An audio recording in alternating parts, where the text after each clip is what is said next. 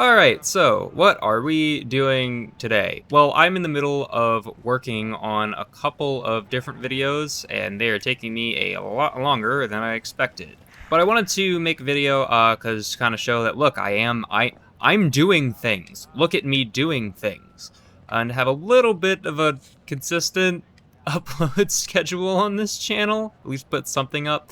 So I thought I'd do something a little chill, a little relaxed, and just talk about and kind of look at the archaeology in this game, in Mbiemba Bones and Great Circle.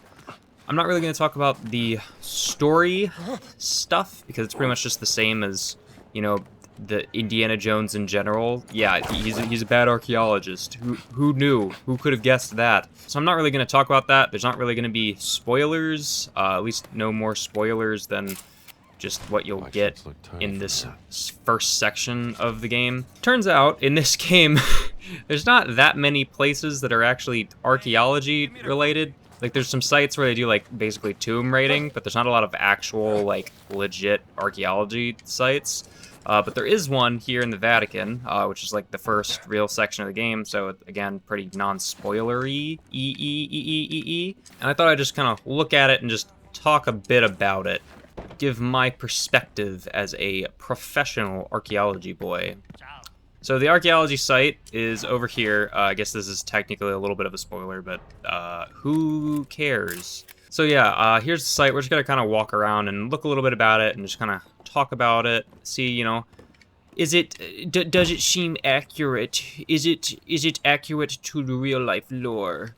I don't know that much about the history of archaeology in the Vatican, especially in the 40s, so can't really give much of a perspective on that, but I can talk about it from my perspective as a 21st century American archaeologist. Let's see, what do we have here? We have some paperwork, some brushes. That's an immediate thing that you see a lot in media for archaeology, is like, oh look, they're using brushes to do things. Yep, there's more there. We don't really use brushes much in archaeology. It's not to say that they aren't used. And clearly, like, here it's a little bit sandier, so like brushing it off to like get it off of the in situ artifacts here, that, you know, could make sense. And I've used them in, you know, the sites I've been at to like brush dirt off of rocks for like photos, but you don't really use them to like, you brush away the dirt and uncover the artifacts. Yeah, it's not really a thing that we do. That's kind of something I think has been popularized by like Jurassic Park and like paleontology stuff, even though I also don't think they use brushes that much aside from just cleaning off things they've already found. I don't know, I'm not a paleontologist. But mostly what we use to like actually uncover artifacts is trowels, which I do see. There's a trowel. That is not the type of trowel we use as archaeologists, at least in America, and I'm pretty sure it's the same for pretty much everywhere else. That is more like a garden trowel. We pretty much... Oh, is that more trowels? Yep. That's a margin trowel. That is a thing that we use as archaeologists. Well, not that often. That's like something you might use to like make corners or just keep your edges straight.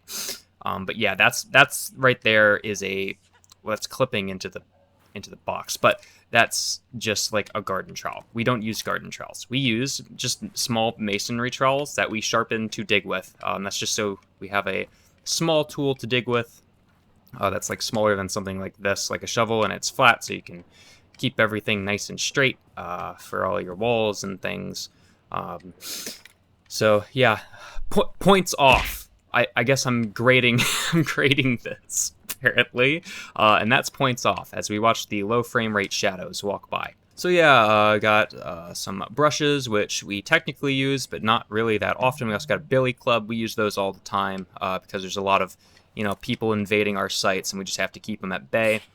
We also have some artifacts here. Looks like some identical ones sitting right next to each other. That's pretty interesting. We also got some pottery sherds and a hammer. So someone found a pot and got really angry and just fucking smashed the bastard.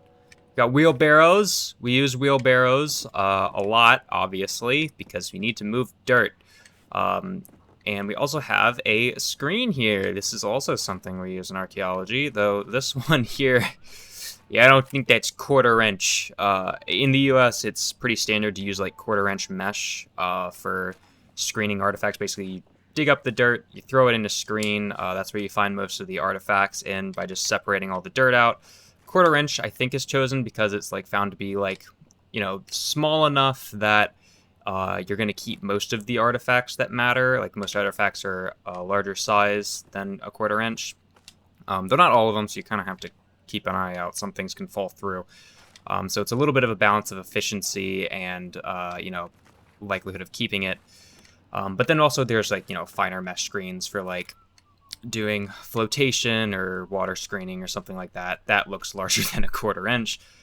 This is also very wide and long. I'm sure people use things like this. I'm sure this is based on photos that the developers looked at. Normally, you're going to see screens that are, well, there's different types of screens. There's like small ones, which you'll use like when you're out doing some field surveys, normally like shovel test pit surveys. Or there are like shaker screens or like swinging screens.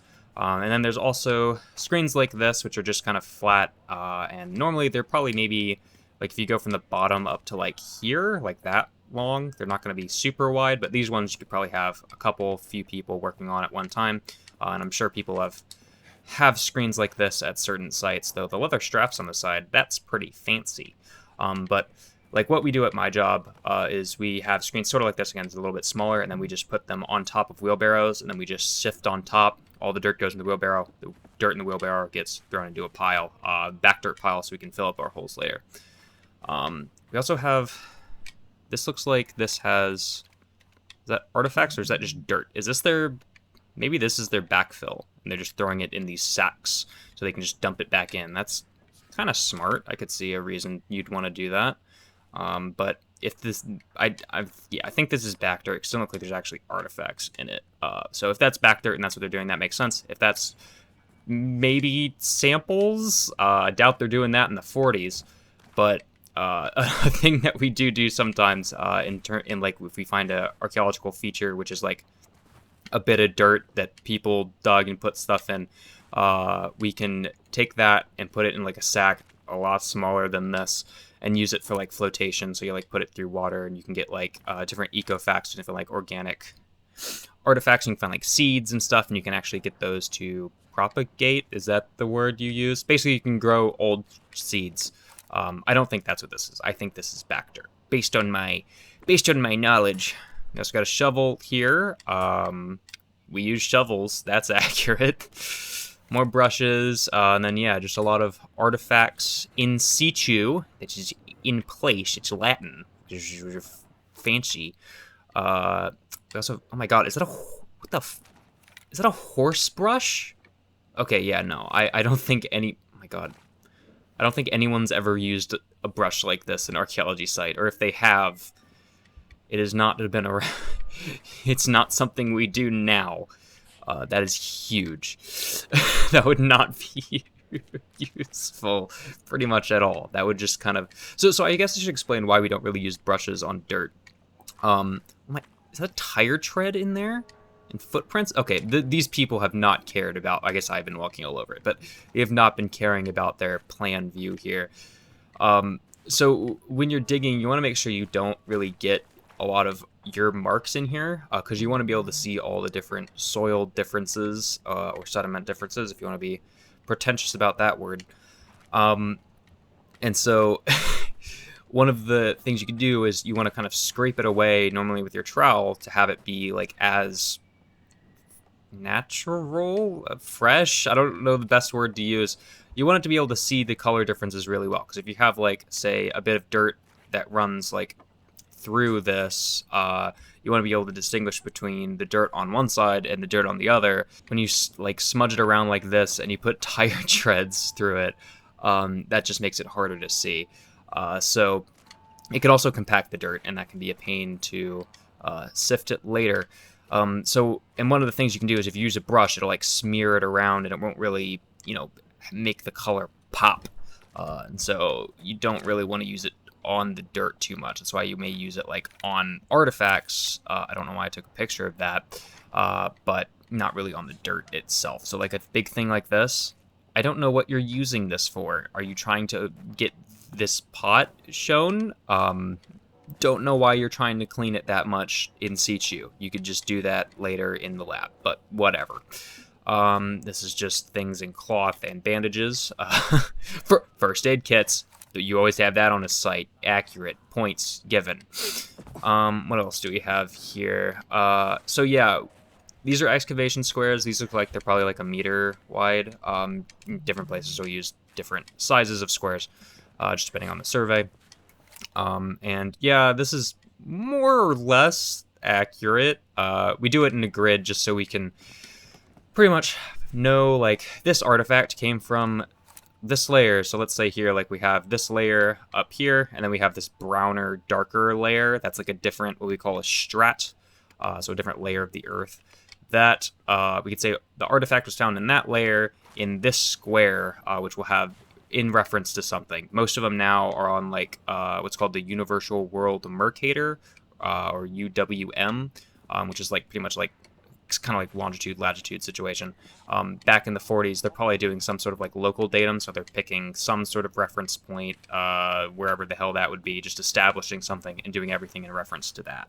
So you can say all the artifacts found in this layer here, in this square, and then you can use that for like maps and generating a bunch of stuff to figure out like heat maps or whatever. And it can also just help it easier. So like, see this pot? They probably would draw that out on a map and say this square, which is going to have probably some sort of number or some sort of thing to determine it, give it like a name of some sort, and do all of that. So it's just helpful in that regard. And squares are easy, so that's why we do squares. We do put string up. This is incredibly thick string. I assume that's just because it's a video game, it's easier to see. And we also use stakes, normally nails, and they're not going to be that big. That's pretty big. They've also made a mistake that many people do. This is just a kind of a preference that some people have, but it's a stupid preference, and I'll explain why. So you see how the rope here, you're wrapping it around the thing, and that's just pretty much to have it strung up nice and taut to keep your squares straight. That's good. But they're doing it on the outside of the post here, of the stake for the square. Here's why that's a bad idea. When you're digging this square, you want to the best of your ability, make sure these walls are nice and plumb, so nice and straight and vertical, and flat vertically. And when you're doing that, that includes the corners. You don't want them to slope up, like what is exactly happening on all of this. Probably a little bit because the dirt is probably sandy, and that's a bit of a tough thing to deal with. But you want to try to have it be as flat as possible, going all the way down. When you're digging this, you're going to be digging out the part that the stake is in. So you're probably just going to have to be like plateauing it a bit. And that's not really good in terms of, you know, taking out all of the dirt in this within the boundary of this square. So what the correct thing to do, even though a lot of real people don't do this now, is to wrap it so it'll be on the inside. So you take it and you put it like around that way and along that way, so that more of the stake or nail or whatever is actually in the ground as you're digging. It does get a little bit tough with ones like these. Normally you're just gonna like, the string's gonna fall out and you're just gonna put it back up later so you can keep all your walls straight and whatever, yada yada yada. But yeah, so these ones are a little bit difficult. That type of I don't know why I'm taking pictures. That sort of thing, like this sort of like wall they're putting up around this, that's pretty accurate. That's definitely a thing that would happen. And that's kind of what they're doing. That's pretty much what they're doing in the corners. It's just they could have avoided that in the corners. They just strung it differently. Classic mistake.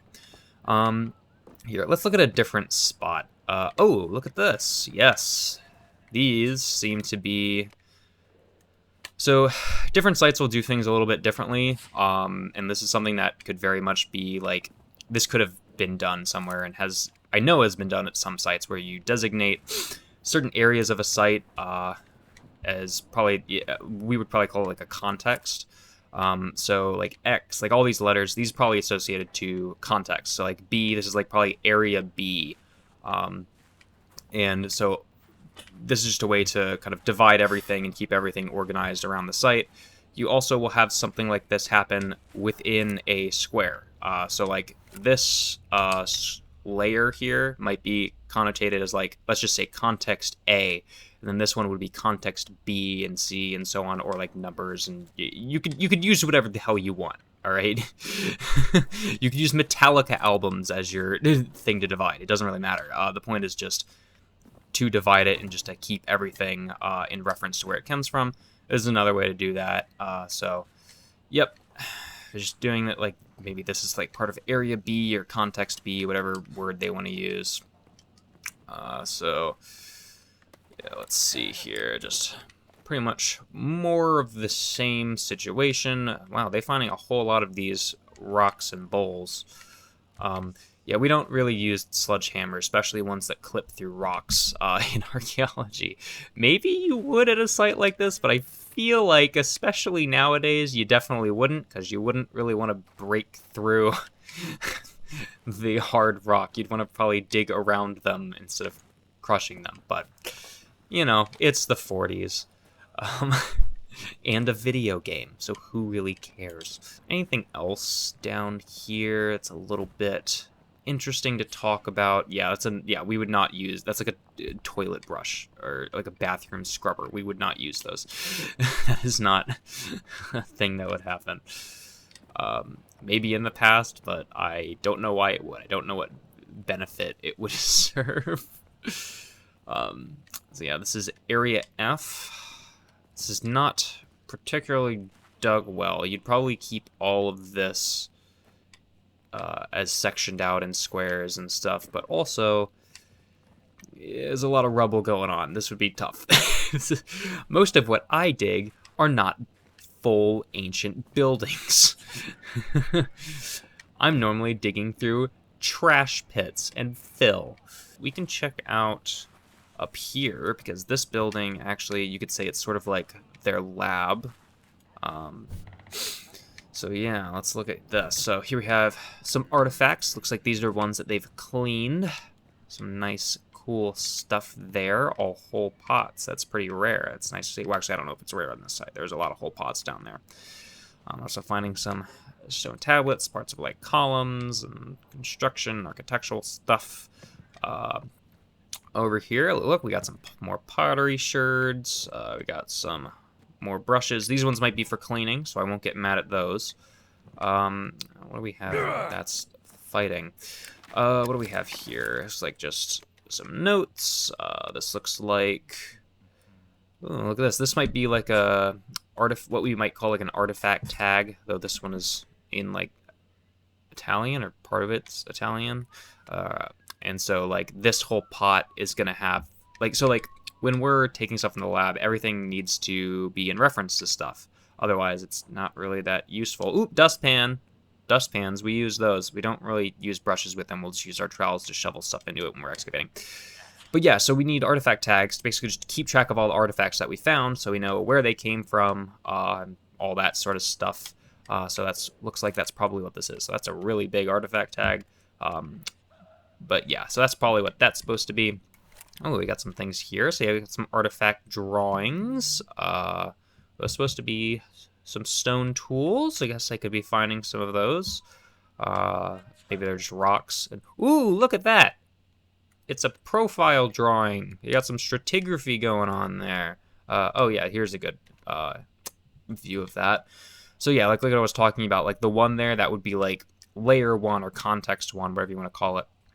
And so you have like that layer, that strat, the stratigraphy layers of the earth, and then just going down, you want to mark out all of them because each of these have relationships with one another.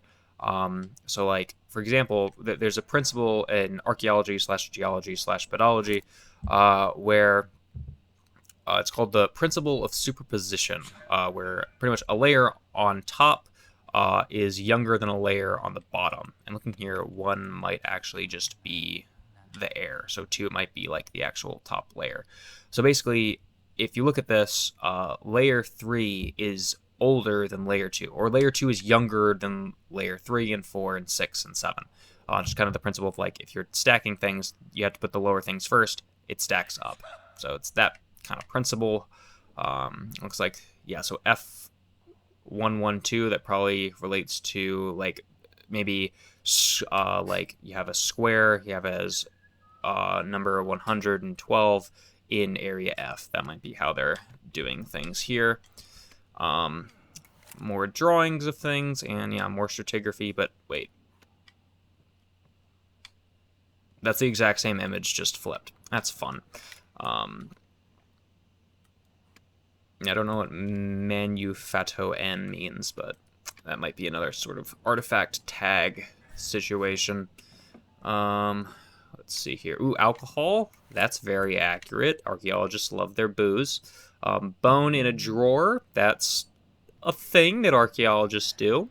Don't know why it's like that right here in particular. Hammers. Not something we use that often. So yeah, this has to be another type of artifact tag, maybe for larger artifacts. So just more things related to that. Oh yeah, here's a map. So this is a plan drawing. So this is from kind of top to the ground. So there's drawing out everything on grid paper. It's pretty normal, pretty usual. A lot of copies of things, apparently. Oh, look at that.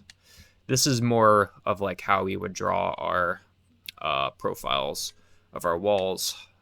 So on grid paper and more or less like this, just slight differences, and things will be a little bit different depending on where they go. People like having it organized in different ways, but it's more or less the same information, drawing the layers so you understand their relation. Ah, yes, here we go.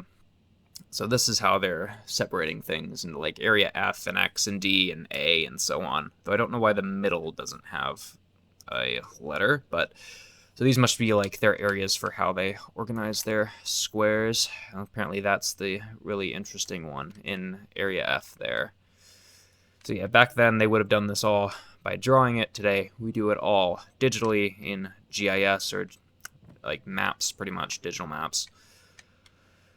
More artifacts, food, just laying on the table. So yeah, these are definitely like artifact tags of some sort. So that'll just help with keeping track of everything. The fuck? Oh, that guy saw me. Don't look at me, please. Some more stuff, more things here. Yeah, more profile drawings, more other just drawings around.